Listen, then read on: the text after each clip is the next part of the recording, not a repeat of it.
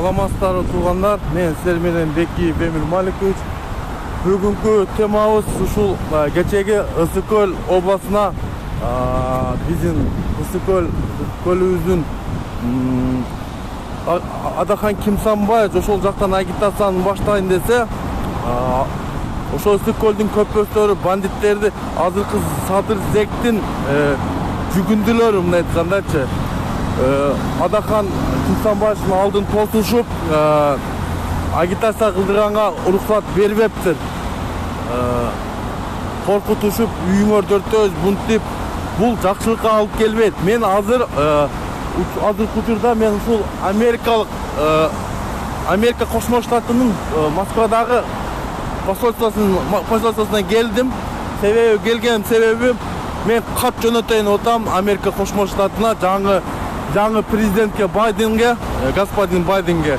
Себеби биздин мамлекетти зектер, бандиттер басып алышты, мындай айткандачы. Ошого байланыштуу азыркы мыйзамсыз чыгып келген Садыр Нуркожоевич ЗГКбыз.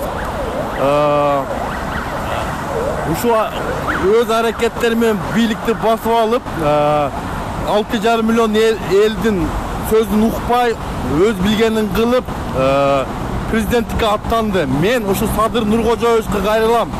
Сиз заключенныйсыз, сиз актай элексиз. Себеби бир түндө актаганга болбойт бул нерсени. 3 жыл, 4 жыл процесс кетет сиз акташ үчүн. Ошондо да ак болсоңуз, ошон үчүн өз ыкчагыңыз менен президент талапкериңизди алып салыңыз. Мен сизге талап кылам. Талап кылбасам айтам, күчүм жетпес, ушу акыры ушу Европадагы газки трибуналга чейин барам. Жиниме тие берсеңиз, көпөстөрүңүздү жийип коюң, мен айтып коеюн. Мен сизден корккон эмесмин, коркпойм да. Сизге окшогон зек президенттерди мындай айтканда признавать этпейм. Сиз зексиз, түшүнүп атасызбы? Ошон үчүн туугандар, ушул фанаттарын айтып кетейин, ушу Садыр Нуркожоевичтин. Азыр мен келип чыктым, консультация алып чыктым. Мен кичине англис тилден кичине сакала-макала ойлом. Ошон үчүн переводчик керек экен, переводчик менен киришим керек экен. Биздеги мамлекеттик уровендеги сакалолор береге келсе вообще эле макала сакала болуп калат экен да. Ошон үчүн азыркы бийлик, зектердин бийлиги мыйзамсыз. Ошон үчүн ошого жол берген эл күнөөлүү.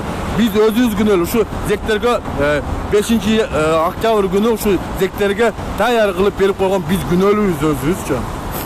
Ошону Садыр ЗКбызды түрмөдөн алып чыккан 200 адам ошол эле ташип, ошону барды камалыш керек. Убакыт саат саясий баа берилиш керек, юридикалык баа да берилиш керек. Булардын биринчи попыткасы эмес, булардын бул 3-чү попыткасы мамлекетти басып алыш үчүн. Булар рецидивисттер, мындай айткандачы. Ошон үчүн туугандар, мен дагы айтып кетерим. Ак ниет коому, биз Адахан Кимсанбаевди колдогонбуз, колдой беребиз, дагы колдойт. Дагы ушинтип пут тосо турган болсоңор, ошо көпөстөрдү айтып коеюн.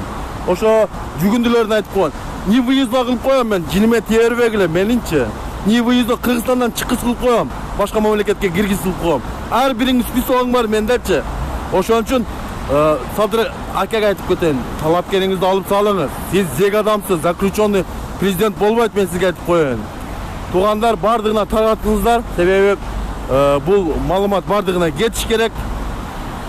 Ошон үчүн 10 январь күнү 2021 татыктуу президентиңер тандагыла. Зектен башкасынан бардыгын голосовать этсеңер, только зекти голосовать этпегиле. Бул зек түрмөгө барып отуруш керек, мамлекетти басып алган үчүн дагы 10 жыл отуруш керек, ошондо 17 жыл өмүр бою түрмөдө өтөт. Ошонун жанындагы ким алып чыгып, ошо соучастниктер бардыгы камалыш керек.